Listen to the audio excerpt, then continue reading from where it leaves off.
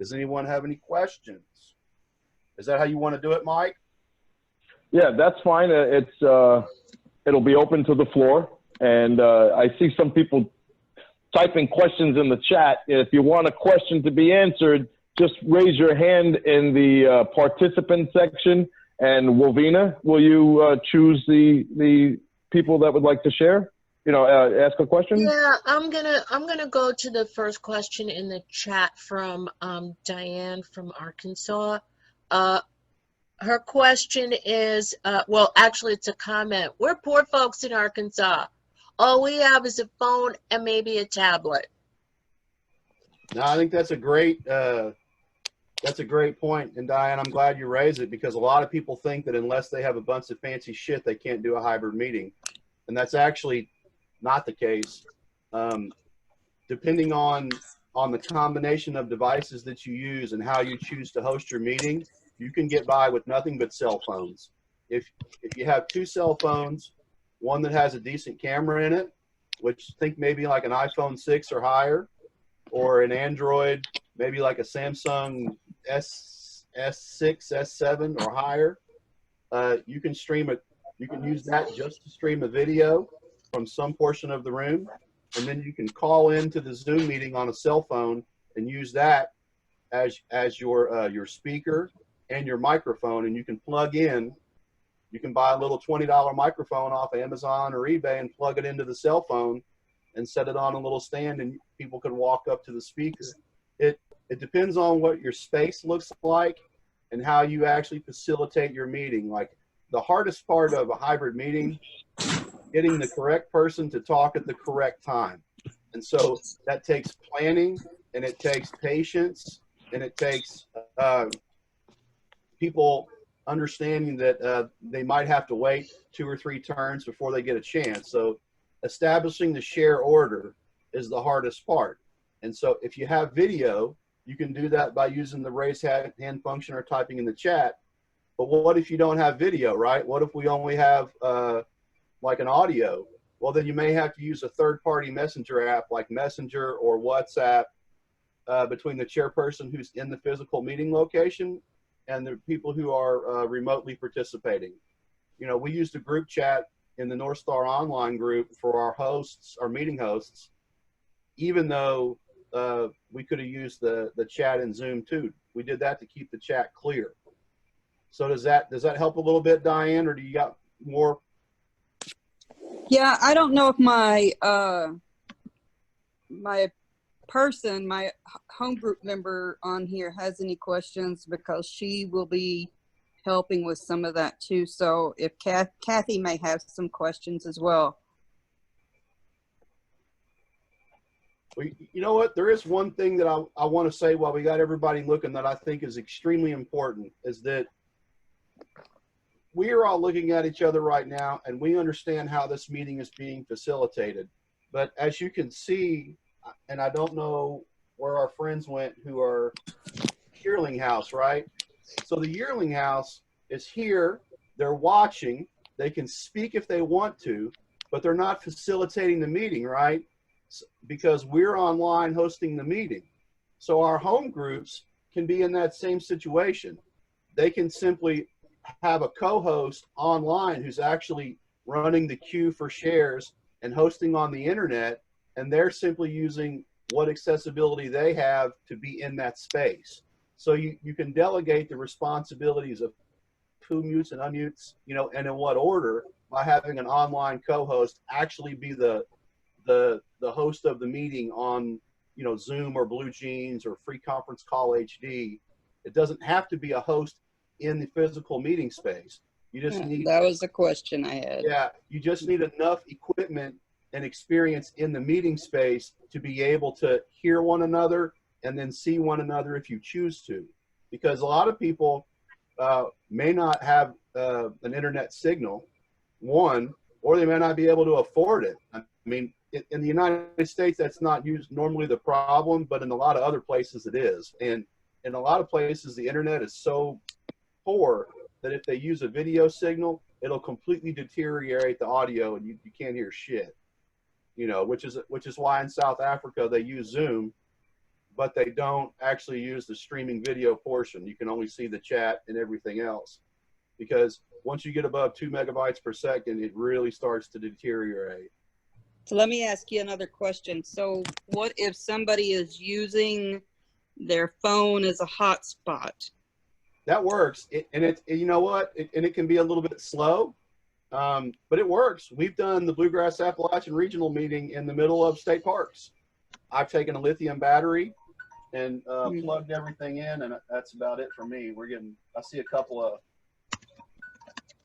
I will answer this last question that I did see. That's what's the specific equipment that we ended up using? Okay, we buy used and refurbished equipment off eBay. Sony and JBL make little bitty speakers that work just fine. They can work on Bluetooth, or you can plug them into headphone jacks. This is a real fancy mic, but we buy $25 snowballs, blue snowballs off eBay, refurbished, and put a $2 or $3 warranty on them for 2 years through eBay. I mean, you can do it for less than $50 with just audio. You know, if you use your cell phone, a home group member's cell phone to stream the video, it's free. And then depending if the people in the room want to see a picture of the people online, that's generally the most expensive piece of equipment. Like, because you're talking about a TV or a projector, right? And those can be less, I mean, they can be a pain in the ass. You might get one off Craigslist or something. I really lucked out, but you're looking at $400 or $500 for a decent projector. That's just the truth of it. And a TV, if you have a facility that already has a TV in it, then you've got audio and video output taken care of. You just need to figure out your your microphone, and then the camera that you want on you. All right, Shane, we're going to take one other question for you, and then we're gonna get back to Mike to introduce the next panelist. So I see Andrew.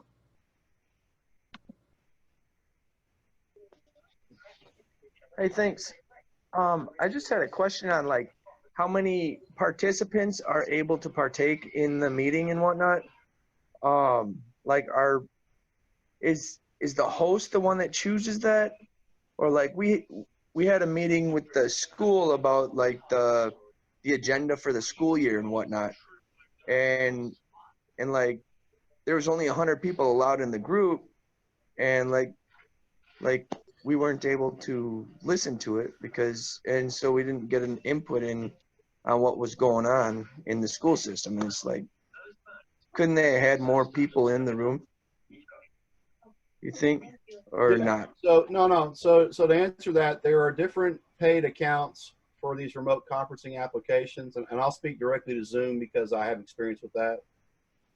Zoom, a basic paid account for $14.99 is up to 100 participants in your room. $68.72 a month gets you 500 participants, and right at $101, I think, gets you up to 1,000. We have facilitated meetings at 1,000, and we have also done a live YouTube stream simultaneously for anybody who was not able to get to the room in time. I mean, we've done events with thousands and simultaneously in multiple languages. I mean, there's a lot of stuff you can do with planning, but it takes some coming together and figuring out who's going to do what. So to answer your question, yes, our home group paid a $14.99 fee on Zoom for what will be almost A couple of years. Almost 2 years, you know, and then two months short of 2 years, and then all of a sudden we had to buy a 500 account because we got so big. We were already online when the pandemic started. We've been online for almost 2 years then. Cool. So Dennis, just I'll ask you a question, because as I'm listening to both of you guys share your experience so far, I'm wondering, like, on a group level, would you be able to tell me, like, what kind of service positions, like, are there new trusted servant positions established, you know, for having these hybrid meetings? At the group level, that actually fall at any level that falls under autonomy.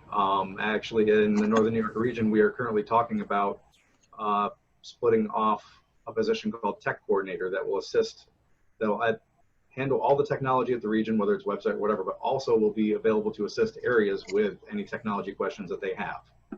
Home groups, it would make sense. I know that the online home groups have multiple hosts, co-hosts, people that are responsible. So there are service positions to that. It just really comes down to group autonomy, and does a group feel like they need someone specifically set for that? Just like you have a setup person, this is another form of setup. Do you need a physical setup person and a virtual setup person? Does it make sense? In a lot of cases, it probably would be yes. Well, Mike, I guess I'm going to have to ask you a question. And this is something that Shane just wrote in the chat, and I did want somebody to ask this. Sue, I see you. You'll be right after this. Did you have a dry run prior to, you know, having people come in, you know, and like to work out the kinks? Can you just tell us a little bit about how that went? Yeah, initially my first dry run started in March. I started doing hybrids for a member who immediately had to stay home. He was the treasurer of the group, and I just set up Zoom for him initially, and I started just doing it with just an iPad. After that, coming in and doing it the first time, I did test certain things out, but I found out things that didn't work. I had to do better with the audio and the positioning of the audio, like people have talked about before. Oh, that's the other thing I should tell you. Air conditioners. Yeah. Unfortunately, come early, turn the air conditioner on and get the room cooled down, because having an air conditioner or fans on during the hybrid part and trying to get the audio good is very difficult with the standard microphones that are on like a cell phone or whatever device you're using for audio. You can buy higher tech equipment that kind of helps with the noise reduction on that stuff, but that is one of the problems we had was with the AC. All right, fantastic. Hey, Wilvina, can we go to Sue? I see Sue has a hand up. Okay. Hi.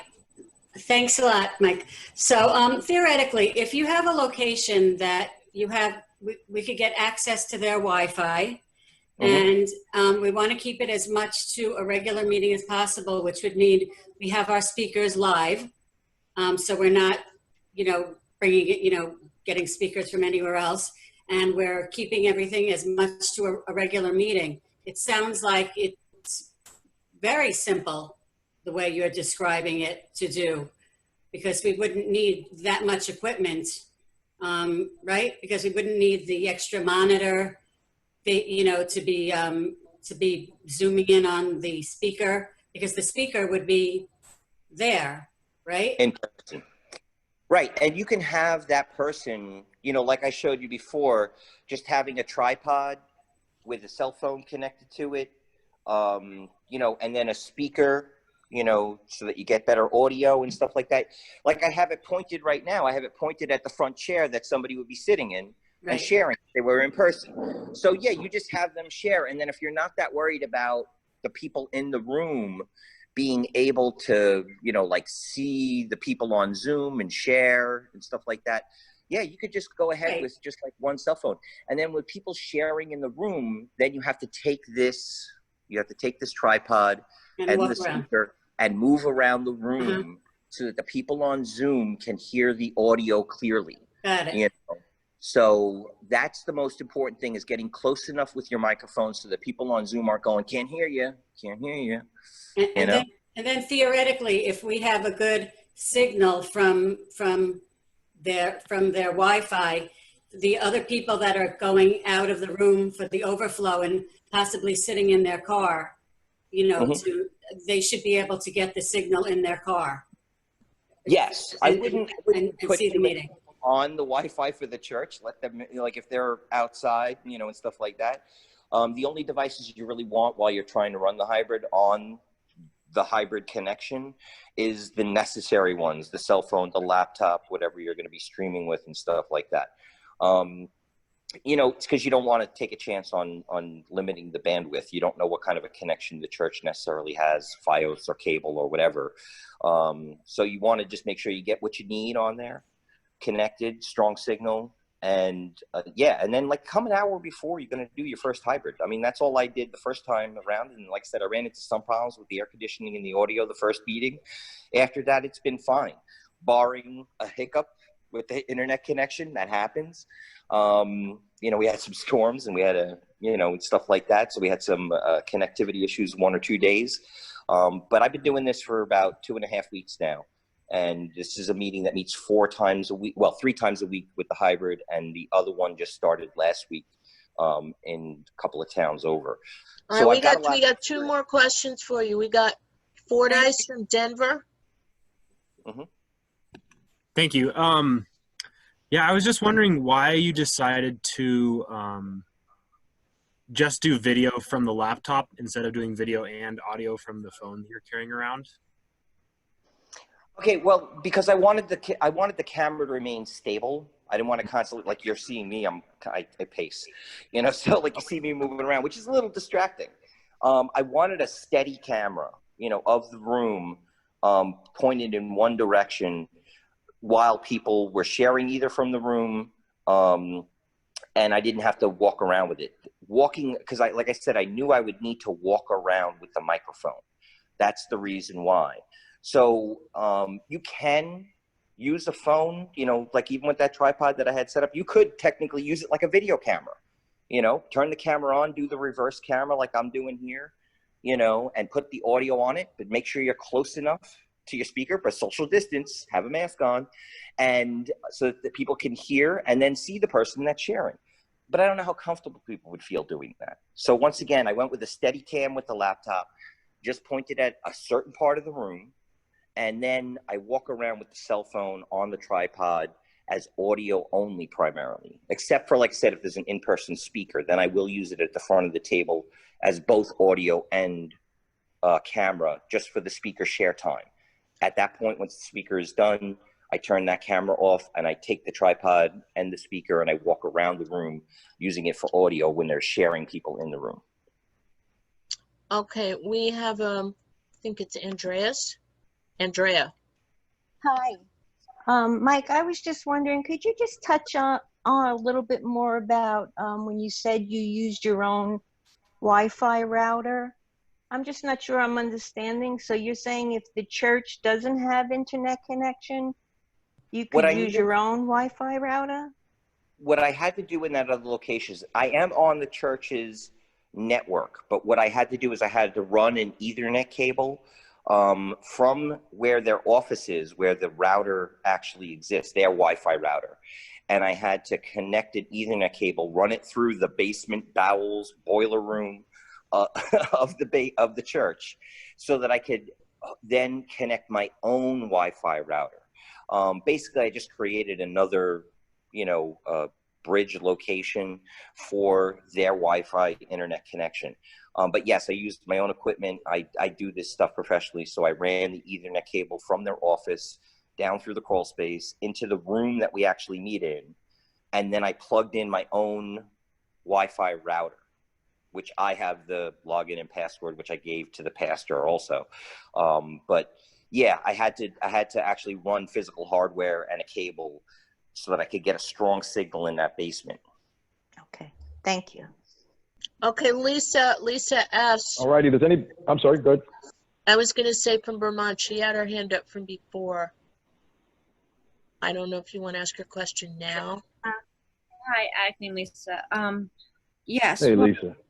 What I wanted to ask Mike, but then Mark kind of touched on it. Mike goes around with the microphone for people when they want to share. I heard there's a group in Boston that the speaker goes up. The person who's going to share goes up to the microphone. So I was just wondering why he chose to do it that, or if it's really just a preference of what works. You also, Mark, you said you have the people go up and read the readings. Yeah, I mean, look, I would suggest we don't go nowhere in 6 feet a distance of anybody. I mean, when the person goes up to the reading, they're 6 feet away from everybody. There's nowhere in that room that we're getting in the distance around a 6 feet circle of anybody. When somebody goes up, and the less things we touch the readings, the better. I mean, we could put, as the person goes up there to the mic and starts reading off, we could turn the TV towards them and they could read right off the reading and then turn it back towards the room. You know, the less things we touch and the less we get, the safer this could be and the better it's going to be. Do you want me to comment on why I made that choice? Yeah, because just trying to get feedback when we start. At the virtual H&I we do, that's what they do. They do come up to the camera. My issue in the meeting is that, well, what if I have a person in the room who doesn't want to come up to the camera and sit in front and get mic'd? Does everybody in Zoom world sit in silence for 3 minutes? By me walking around with the microphone and getting, not within 6 feet, but close enough where I could just hang out that microphone. They don't need to be on camera if they're sitting on the side of the room that there is no camera. And I still allow the Zoom people to hear what they're sharing. Because you run into that situation, people who aren't going to want to get up from their seat, come up to the podium, All right. No, thank you, because that's a really good point. And I didn't even think of that. And then I just had a really quick question then from Mark, because you touched on it with taking people, our church, if we ever do go to hybrid meetings in our church, they want contact information. And also we need to take people's temperature as they come in. But you were saying, so you just deal with the first name and the last initial. And what do you do with people if they are very resistant to giving you contact information? Because I felt like it was, it's breaking our anonymity. But, I mean, it's the only way we can get into the church and have a meeting. So, we can't force anybody to put their names and numbers down. So what we're doing is, one of the things that's very important for us as a group is we put all this stuff in the reading. So we had to talk about, like, when you come up to that microphone, you're going to be on camera, so that you already know that. Like, when you come into our meeting, we're asking if you put your name down. We just talk about the importance of that. We ask that you come in with a mask. We put all this stuff in the formats, and we repeat this every week because, we forget. Mm-hmm. So, and then from there, you just gotta there's always going to be something, like. Okay. Thank you. No, I like that you redid the whole format to address all those issues. Thank you. All right. Do we have any more questions for Mark? Danny T had his hand up. I don't know if you still have a question. No, thank you, Danny T. Attic. I had pretty much a question about the procedure for temperature checks. If anyone was experiencing that or having to do that, is that mandatory or what? As part of the as part of the safety issues coming back for a virtual meeting. Pretty much, I don't know, I guess it's, autonomy is still in play here. Unless the church requires it, I don't see it, how would we be able to enforce it? Someone having to take a temperature check. We can't even get them to put their name and their phone number in an envelope, So that was my question. Let me say one other thing. So the church had their requirements, and one of the things I didn't mention was church said something to me. They set everybody up with a 6-foot distance inside the church, and what they did was, once you get into that 6-foot distance, if you didn't want to keep your mask on, they allowed you to take the mask off. And what they said was, if the person to your left or your right or the back or the front was uncomfortable because you got your mask off, they should move to a different seat. Because some people don't want to, if they feel they're 6 feet distance away from everybody, being it's hot down in these churches, they didn't want to sit with a mask the whole time.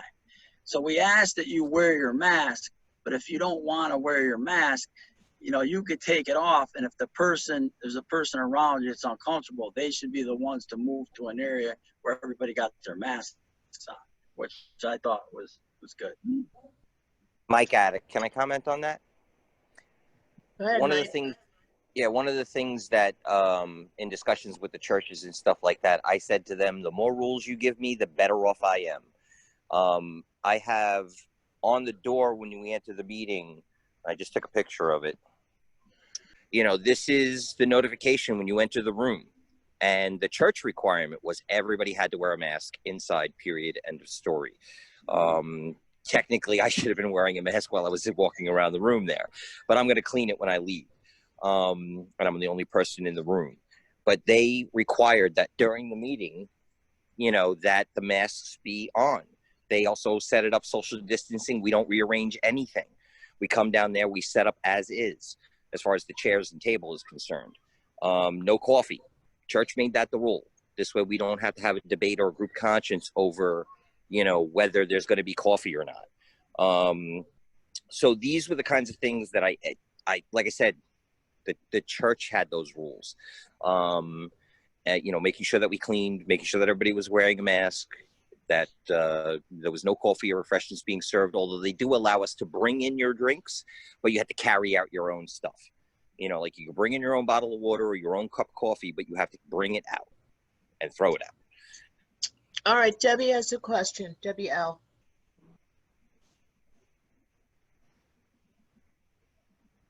Thank you, Lavina.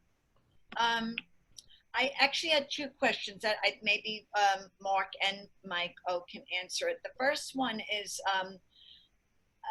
to avoid the microphone thing about either, you know, having to be close to someone who's sharing.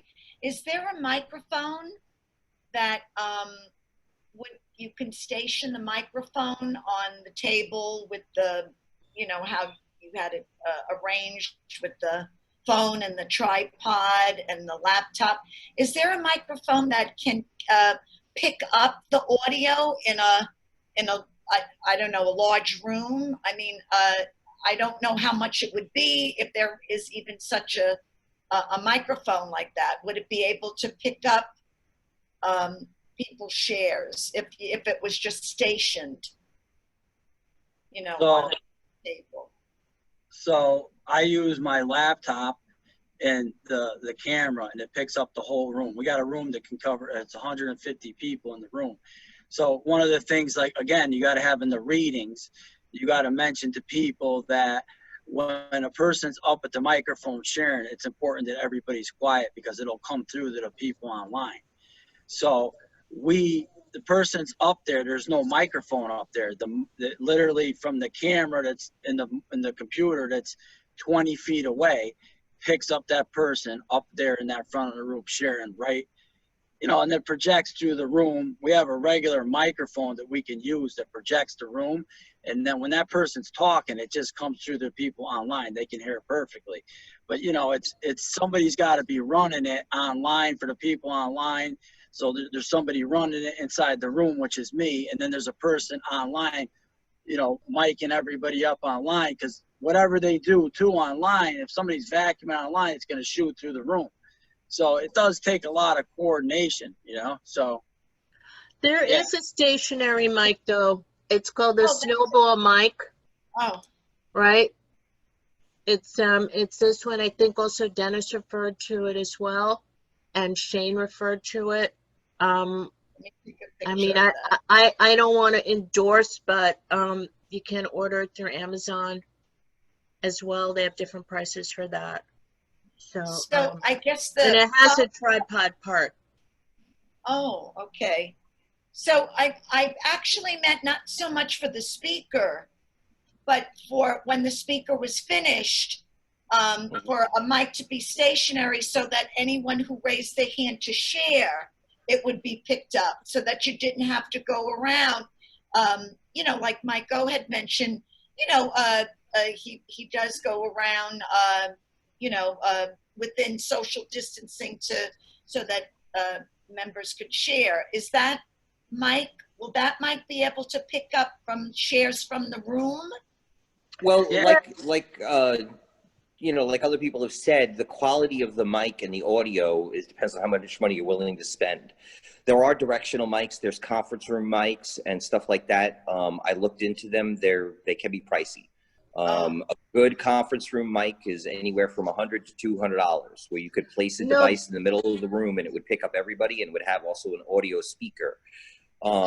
Well, Mike, The problem that I see I want to with, correct you with that because I was the secretary for the Northeast Zonal Forum, and I had a conference room, Mike, that was also very small. I could look for it, and it did not cost $100. It was more like $25. Let me see if I could find it. Let yeah, me but you just could say find this, it and you could tell me which model it was. I mean, I have no problem Mike. testing that stuff out, but Everybody has to test their room, but my yeah. microphone on my laptop is like 20 feet away from when they come up in the room and speak, and those people can be whispering in the back of the room, and my microphone on my laptop will pick up that whole room. It's so you don't need these mics and stuff like that. The microphone from the camera that you put on the podium or the microphone from your laptop that's hooked up is plenty sufficient to pick up the room. I've been doing this and it works. The key is though, you got to put in the readings. Everybody has to be quiet when somebody's talking, either in the room or online, because that stuff will come through the room and come through online. So both people need to be working it. Like we got a home group member that just says he doesn't want to come to the in-person meeting, so he's running the online stuff. So me and him are working together. When what we do is we pin when somebody's speaking up in the front of the room, we pin their face.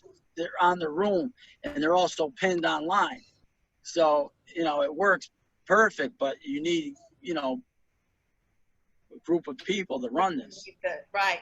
And the only other question I had, Mike, Mark, is for you, is when you mention if the church, if I ask the church, is it okay to use the church's internet, and they say yes, do I have to then ask them if we can use their router? I mean, is that the same? Same thing. Well, yeah. So I don't have to ask okay. No, well, the thing is that for security purposes, if you're going to be doing this, like the church asked us to get a router because, they don't want us in between their network. So if you're going to set this up, you're better off getting a router down in that room that's for the group. You know what I mean? And, it's just security stuff. They ask, most of them want you to have your own router. So you're saying that they can say you could use the Wi-Fi, but get your own router. Is that what you mean? Yeah. Yep. You get their Wi-Fi, But again, but for whatever they suggested that you buy your own router for yes. Okay, yep. Understood. All right. Exactly. So anybody in that room, you could really give the password to. Like if you were putting people, we could put people outside on the patio, and where the router is by the window. If somebody didn't have internet, we can let them go on to our router, but we don't want to start letting a lot of people go on it because it's just going to slow down the speed inside that room. Mm-hmm. Did you guys have to pay the church any extra for the use of their internet? Well, we're definitely gonna right now, no, but at some point once we get it going, we thought about as the group thought about throwing them that extra. The thing is this, the church was happy that we put this in because now they're going to get more people to come there. Before this COVID-19, a lot of people, you all know, we've been doing Zoom and events and stuff like that. So we were looking to put this high-speed internet in the room, but a lot of these churches, you guys got to check out, they got archaic internet systems. They don't even know what they have, so you really got to look at what's there and see if it support cameras, and that's the first thing you got to do. We had to go to high-speed internet. They had to bring a cable line from the street, then underground into the building, and then I ran at 150 feet through the church, through floors, through boiler rooms, just like Mike said, the same stuff. Yeah. So, if you don't got somebody that's going to do that for free, I did it for free. You know what I mean? So. Me too. That's a big Well, I just want to mention there's some people that could buy an external hotspot that I used in church basements with my laptop when I was at Region. It's like a Global.me device, and they actually have them on sale now, a better model than this one. And you can prepay the internet. So like this one has, I can get, now they have deals because of COVID, because a lot of people aren't traveling, but you could get like 30 gigabytes on an external hotspot device, right? And then this particular conference mic actually goes into a phone jack, so that when I was doing the secretary commitment for the zone, I would use one phone to record, and I would put this microphone in the part of the room, and I could hear everything perfectly, but that was for recording purposes. But this was like, I think, $25. It wasn't How big was the room, expensive. though? How big was the room that you were using it in? Dennis, how big is the conference room at Tri-State? Trying to think. I'm not good with sizes on that, but it was able to hold, I don't know, 80 people. Okay, so it was a big one. Well, Vina, right. I just have a question about your hotspot thing, because I use that. I'm up in the woods, and I use my hotspot, and it sucks. Can I get that to help me, like here? I bought it to use in a region in the church basement. And I mean, you could look for, it's called global.me. Global.me is what it's called. Can you text that to me, love? Because I'm having so many problems with my hotspot that I'm ready to throw the phone out the woods. Yeah, if you don't have Wolverine cell towers near you, it's going to be a problem.